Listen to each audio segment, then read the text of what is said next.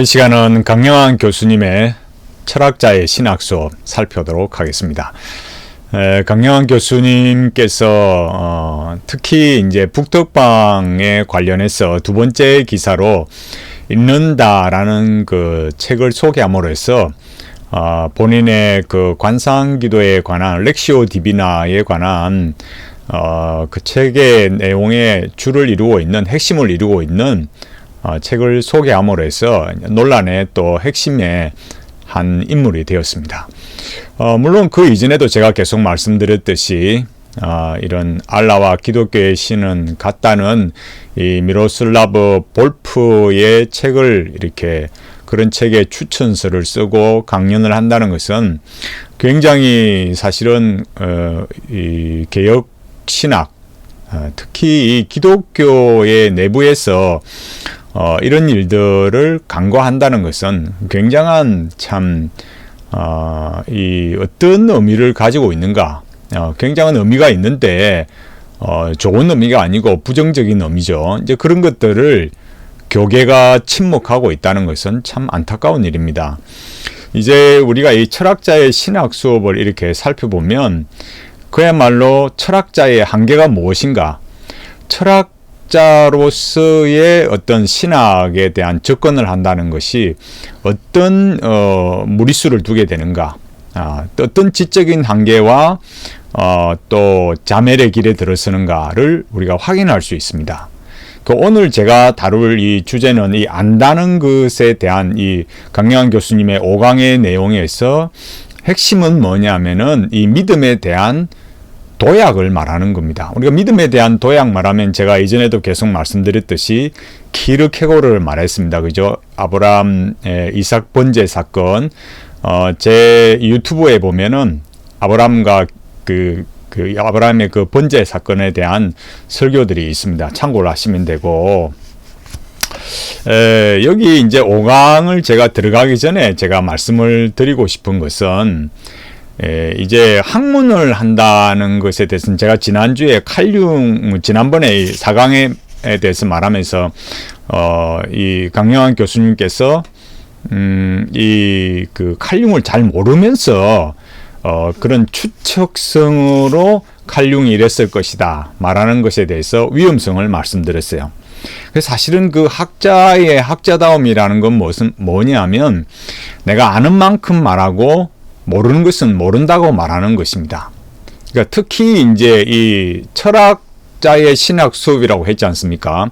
그러면 철학자가 어떤 철학과 신학에 대한 이런 그런 명백한 차이들, 또 철학으로서 신학을 접근하는 그런 문제, 또 그런 위험성, 또 지적인 한계, 지적인 어떤 그 차이들, 또 모르는 것, 그런 것들에 대해서는 분명하게 자기 자세를 잡는 것이 중요합니다. 그래서 모르는 것은 모른다고 해야 그 학자의 학자다움이 나타나는 거죠. 모르는 것을 아는 것처럼 말하는 것을 두고 어리석음이라고 말하고, 또 한편으로는 교만이라고 말합니다.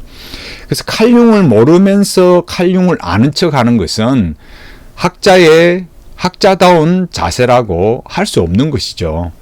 특히나 철학을 하면서 제가 지금 계속 말하듯이 신학을 말하기 때문에 신학을 더 견고하게 하는 것이 아니라 사실은 이 신학을 파괴하고 있다, 이런 점들을 특히 5장을 통해서 이렇게 명백하게 확인을 할 수 있습니다. 특히 이제 그 강영환 교수님 말하는 그 하나님이라는 것은 칼바르트가 말하는 그 칼바르트의 신정통주의에서 말하는 그 전적인 타자, 그 홀리 아더에 대한 그런 개념을 가지고 있기 때문에 그 하나님에 대해서는 우리가 알고 믿고 고백하는 하나님과는 전혀 이렇게 가까이 할 수 없는 거죠. 제가 지난 시간에 저번에 말씀드렸듯이 그 전적인 타자라는 것이 뭐냐라고 할 때 결국 불교의 공개념이다. 틸리의 궁극적 관심, 실제, 이런 것이나 그 누미노제, 이런 것들과 다 같은 거다. 권순현 교수님이 말하는 그 누미노제를 경험하는 것, 그 종교적 경험, 그 파스칼 평전에 나오는 그런 개념과 다 동일하다라는 것들을 지금 이 학문에 소위 말해서 기독교와 불교의 접점을 찾는 사람들이 결국 같은 것이다. 이렇게 말하고 있는 거죠. 또 특히 여기 앞에 나오는 이 책의 102페이지에 보면 공자의 하늘을 말하고 또 성경의 하나님을 말하는데, 공자가 말하는 하늘과 이 성경이 말하는 하나님이 과연 같을까요? 성경이 말하는 하나님, 이게 같겠습니까, 여러분? 그렇게 돼버리면 기독교의 하나님은 무슨 의미가 있습니까? 공자의 하늘과 우리가 믿고 고백하는 하나님이 같은 것이라면 무슨 의미가 있습니까?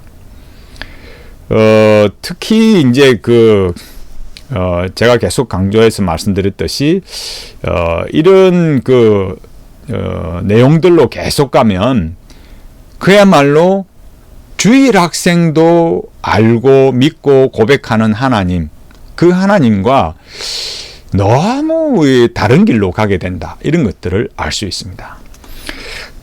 또 특히나 우리가 생각해야 될 것은, 이제 한 사람의 학자를 말할 때는 그 학자가 어떤 영향 속에 있었는가, 이게 굉장히 중요하지 않습니까? 여기 책, 제가 다른 인터넷 자료도 찾았지만은, 여기 자료가 뭐냐면, 잠깐 보고 말씀드릴까요? 여기에 보면은,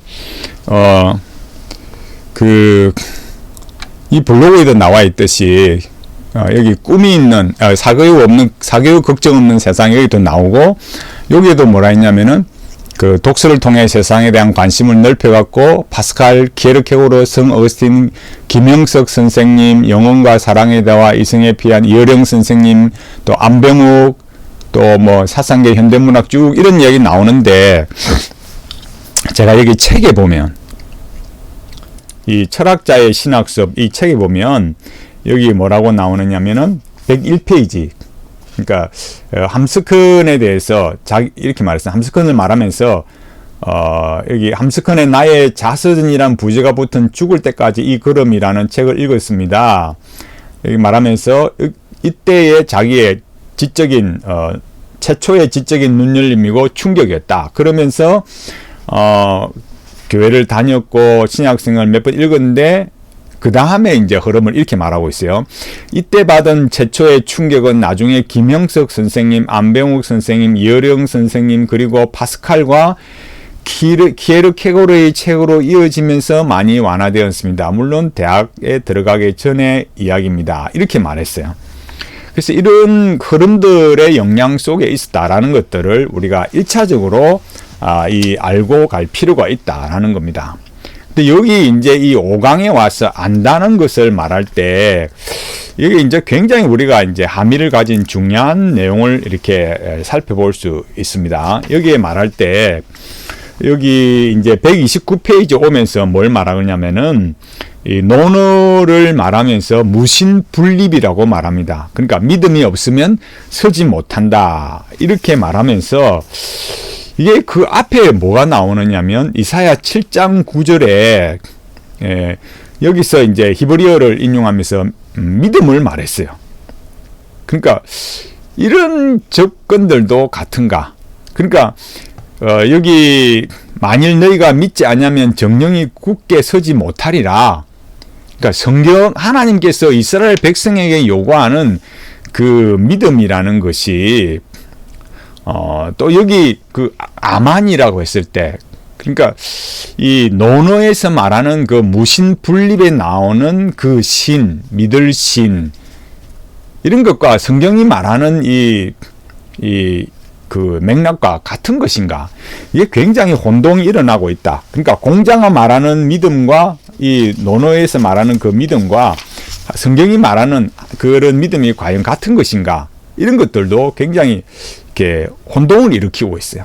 그래서 이게 어떤 일관성이 없는 것이 계속, 이때의 믿음은 130페이지 종교적 신앙이 아니라 백성들 사이의 믿음을 말한다. 또 이래놓고 또 오른쪽에 오면은, 여기 보면은, 아하스 왕을 찾아갔던 이사야는 사람들 사이의 신뢰를 이야기하지 않았습니다. 하나님을 믿고 하나님을 신뢰하라고. 그러면 보십시오.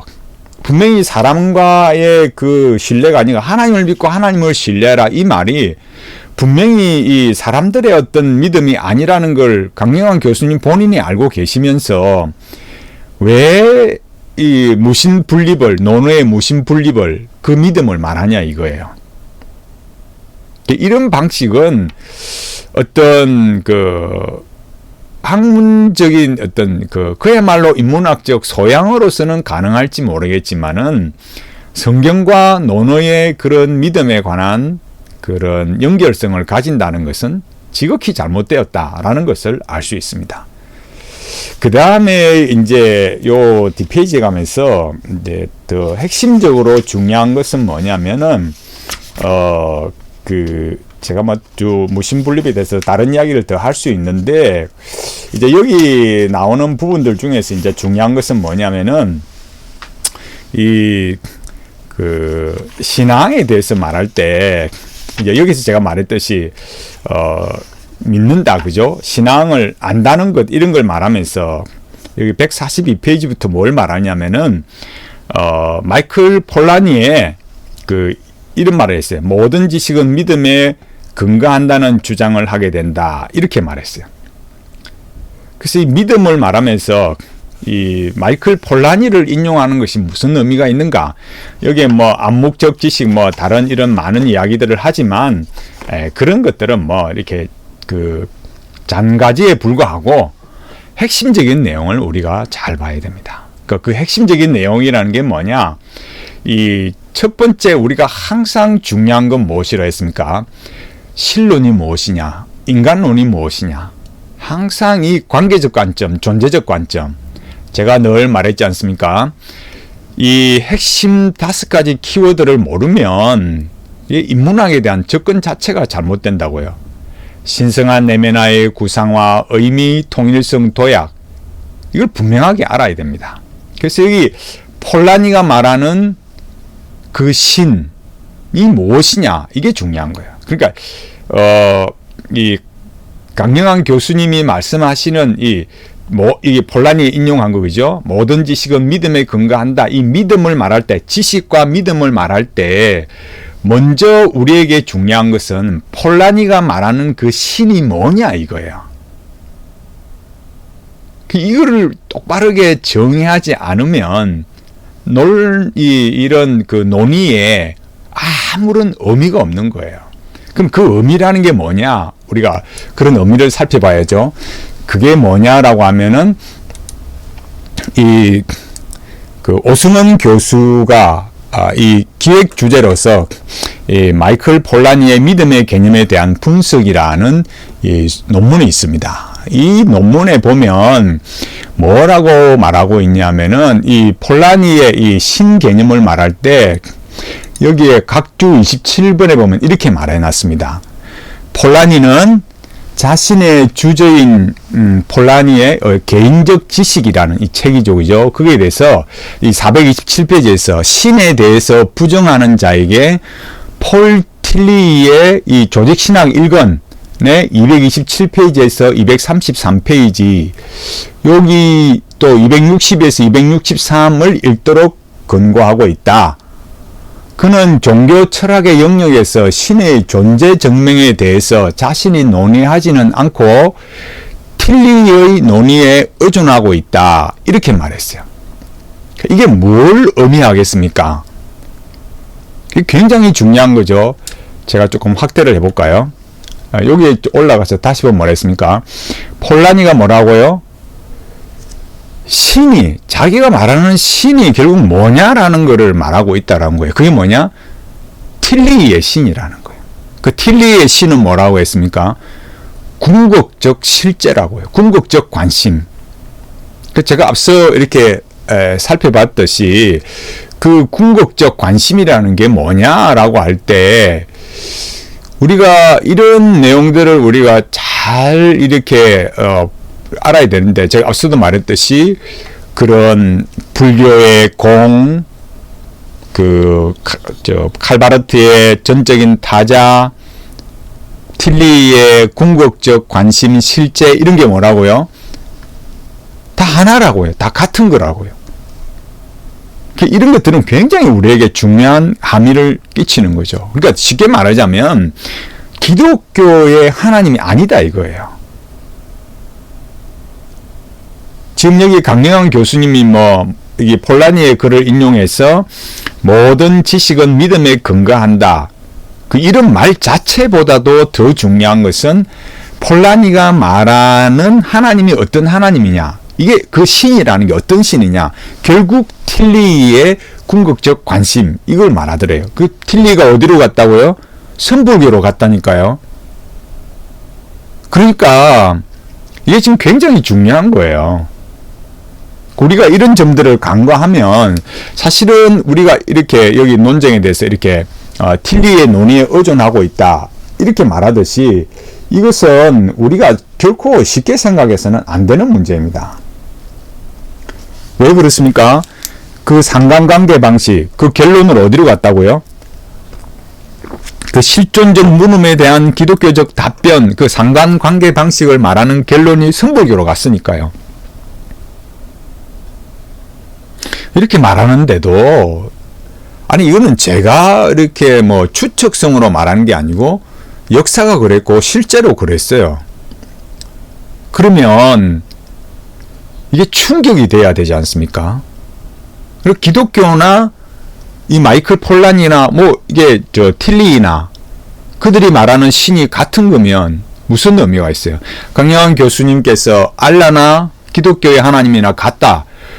아까 제가 말씀드렸듯이 공자의 하늘이나 그죠? 성경이 말하는 하나님 그게 같은 맥락으로 연결되면 무슨 의미가 있겠어요?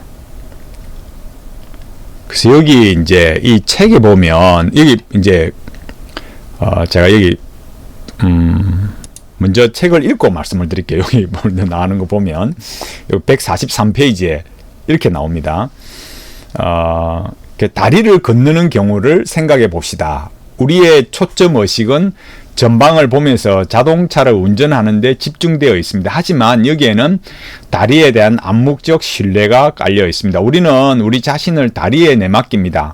지적 탐구를 할 때도 의식하건 의식하지 못하건 간에 우리가 사용하는 눈과 손 같은 지각기관, 근육 조직을 위시한 신체 운동체계 지적 작용, 모국어, 우리가 배운 기술과 정보 등에 우리 자신을 내맡깁니다. 믿음이란 내맡김 이고 이러한 내맡김 없이는 어떠한 연구나 교육, 심지어 신앙행위도 가능하지 않다는 것이 폴라니가 믿음을 강조한 생각입니다. 우리에게 근본적으로 믿고자 하는 힘, 신뢰하는 힘이 있다고 폴라니는 믿었습니다. 이게 첫 번째는 이게 잘못이죠. 그러니까 폴라니가 우리에게 믿고자 하는 힘, 그러니까 하나님, 우리 기독교인의 입장에 보면 어떻습니까? 하나님을 우리가 믿을 수 있는 우리에게 그런 힘이 있다는 거잖아요. 성경을 그렇게 배웠습니까, 여러분? 아니잖아요. 우리는 죄인이고 전적으로 부패했기 때문에 성령님의 거듭남이 없이는 안 되는 거예요. 하나님을 알 수도 없고 믿지도 못하고 그리스도로 영접할 수도 없습니다. 근데 강영환 교수님은 지금 이 폴라니를 인용하면서 뭐예요? 우리가 그런 믿고자 하는 힘이 있다, 신뢰하는 힘이 있다 이렇게 말했어요. 이것도 이제 굉장히 잘못된 것이고 이제 더 중요한 거는 이렇게 믿음이라는 것을 내맡김이라 이렇게 표현한 거예요. 이것도 앞에 지금 여기 143페이지이지만 앞에 120페이지에 다시 나옵니다. 거기도 내맡김이라고 이렇게 나와 있어요. 제가 거기는 앞부분은 이제 그 단락에 더 중요한 부분을 말하기 위해서 말하지 않았고 여기에 같이 연결해서 이제 제가 말씀을 드리고 있는 거예요. 그러면 내맡김이라는 게 무엇이냐? 제가 다시 논문으로 돌아가 보겠습니다.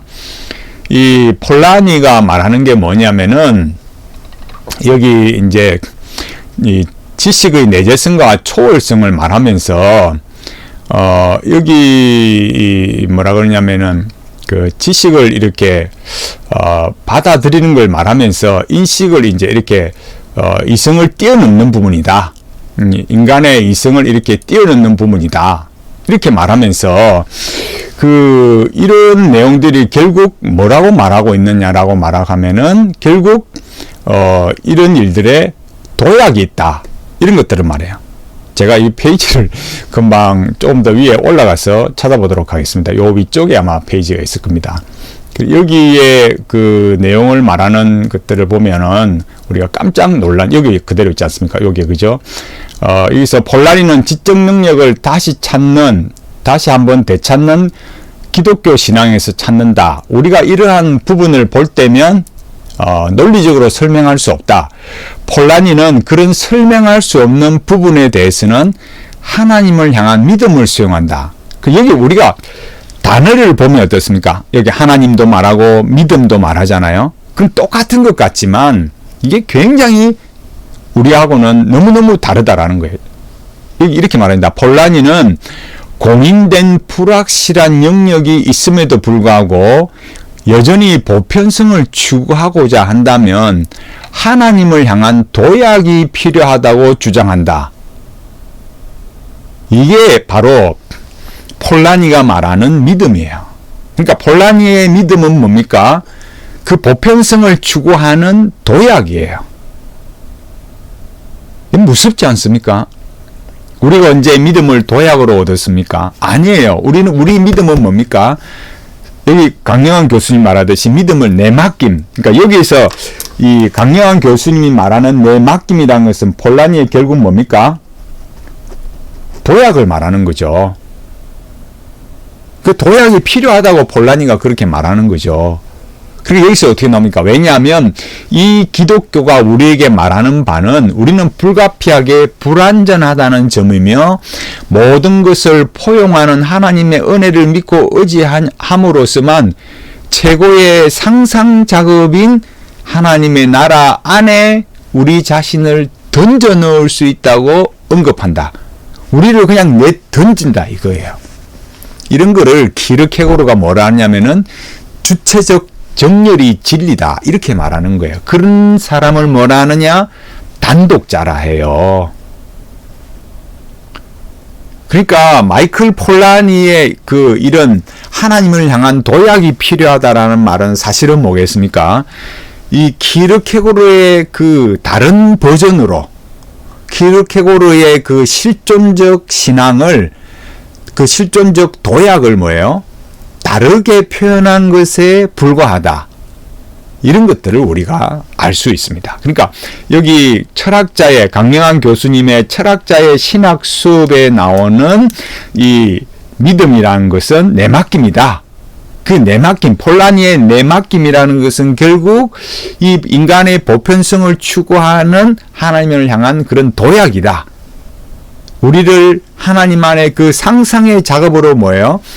우리를 던져 넣는 것이다. 이렇게 말한다는 거예요. 이런 거는 기독교 아닙니다. 기독교 신앙은 우리가 믿음이라는 걸 그렇게 배우지 않았잖아요. 믿음은 뭐라 했습니까?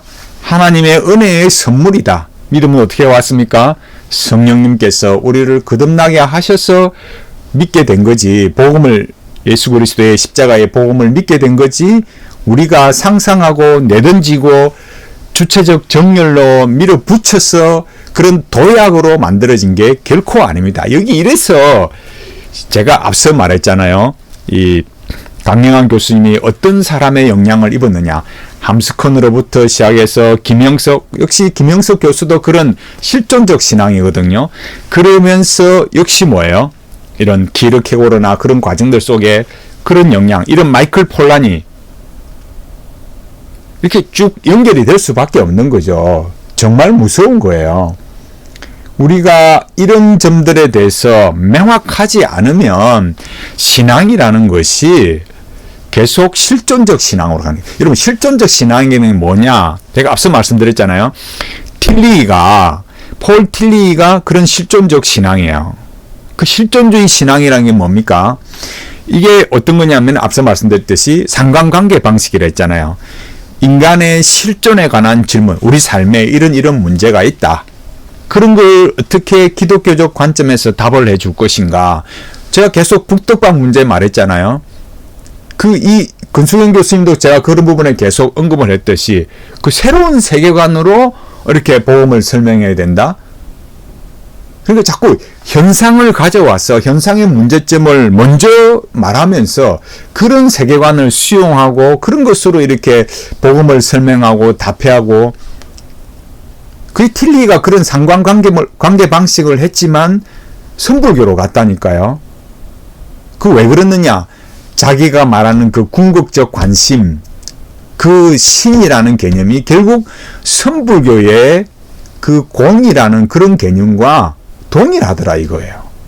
그게 궁극적 관심, 전적인 타자, 불교의 공, 이런 것과 같더라라는 거예요. 여러분, 이게 얼마나 무서운 이 내용입니까? 정말 우리가 이런 점에 있어서 쉽게 생각해서는 안 되는 문제예요. 우리는 이런 점들에 대해서 정말 이렇게 너무 이렇게 쉽게 생각함으로 해서 기독교 신앙의 본질이 무엇인가, 이런 것들을 놓치고 있는 겁니다.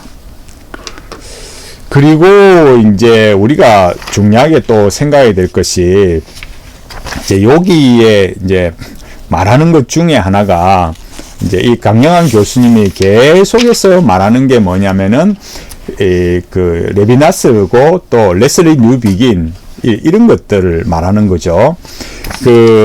특히 이제 그 레비나스에 대해서 이제 그런 점들에 대해서 우리가 또 다음엔 알 필요 있는데, 오늘은 제가 좀 더 말하려고 했는데 또 지금 레비나스를 말하면 시간이 많이 지나니까 오늘 여기까지만 하겠습니다. 짧은 시간 그냥 요 5강의 이 폴라니가 말하는 믿음이란 게 무엇인가, 이런 부분만 우리가 좀 더 알고 그 위험성에 대해서 말하고, 다음에 이제 레비나스나 레슬리 뉴비긴이나 이제 또 계속 나오겠죠. 이제 또 다른 데도 나오니까 제가 그 부분은 또 다음에 말씀드리도록 그렇게 하겠습니다.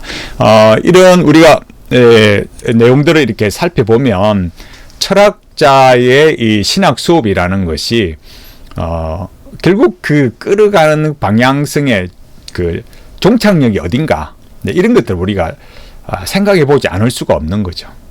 그러니까 강영한 교수님께서 그 철학자로서 철학적 관념, 관점, 세계관, 또 어떤 지식으로서 신학을 한다라는 것이 너무나 실존적이다. 함스큰과 또 이런 레슬리 뉴비긴, 또 여기 말했던 레비나스나 또 이게 마이클 폴라니, 이런 흐름들을 통해서 믿음을 말한다. 여기 이런 것들은 결국 뭐예요? 우리가 개혁신앙의 관점에서, 그러니까 개혁신앙에서 그게 아주 남다르고 이상한 이런 결코 아니에요. 개혁신앙이라는 것은 성경에 충실해서 성경이 말하는 믿음 그대로 가는 거거든요.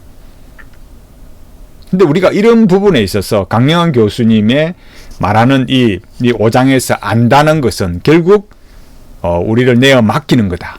그러니까 폴라니의 개념에서 그런 것은 도약이다. 이런 것들을 분명히 우리가 짚고 넘어가야 됩니다. 그래서 이런 철학자의 신학 수업은 결코 그 성경이 말하는 그런 신앙으로 우리를 이끌지 못한다. 이런 부분들은 반드시 지양돼야 되고, 이렇게 더 이상 이 개혁신학 안에 또 성경적인 신앙을 추구하는 사람들 사이에 이 공간을 차지하지 않도록 함께 이렇게 우리가 노력해야 되는 거죠. 특히 이 고신교단에서 이 강영한 교수가 말하는 그 칼바르트의 참 지극한 영향 아래 있는 그 전적인 타자를 말한다는 거. 여기 제가 계속 말했듯이 공자의 하늘, 성경의 하나님, 이 같을 수가 없는 거거든요.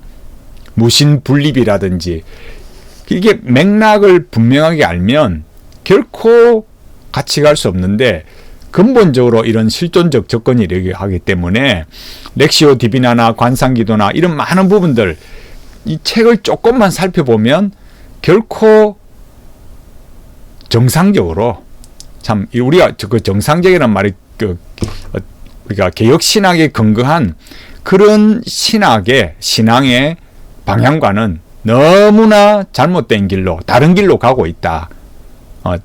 이런 점들을 우리가 분명하게 알고, 참 하나님 앞에서 우리가 이 어려운 시절 속에서 신앙을 바르게 지켜갈 수 있도록, 물론 제가 늘 말씀드리지만 저도 부족한 점이 많습니다. 그러니까 저도 앞서 제가 말씀드렸듯이 모르는 거는 모른다 해야 되고, 제가 지금 이렇게 논정해 가는 방식 속에서도 논문을 가져와야 되고, 그죠? 다른 사람의 글을 가져와서 이야기를 해야 되죠. 제가 뭐 모든 걸 다 알 수 있겠습니까? 부족한 게 많기 때문에 논정을 해 가야 되는 거거든요. 그러나 강영한 교수님의 이 논정의 방식과 책의 서술의 내용들은 이 인간의 도약으로 가고 있다. 결국 폴라니의 믿음이라는 것은 하나님을 향한 도약이다. 이런 점들을 분명하게 알고, 우리가 하나님 앞에서 이 신실하게 하나님 우리에게 주신 성령님의 거듭나게 하심으로 주신 이 믿음을 지켜가도록 하나님의 은혜를 구하고, 또 우리가 이 현대 신학과 영성에 오염되지 않도록 참 더 하나님 앞에 엎드리면서 겸손히 하나님 앞에 이 예수 그리스도를 믿는 신앙을 참 지켜가게 해달라고 은혜를 구하는 그런 참다운 성도로서 이 어려운 때를 한때를 신앙으로 승리하는 은혜를 구하고 믿음으로 말씀에 참 은혜의 수단에 의지해서 바르게 살아갈 수 있도록 엎드리는 우리 모두가 되기를 간절히 바라겠습니다.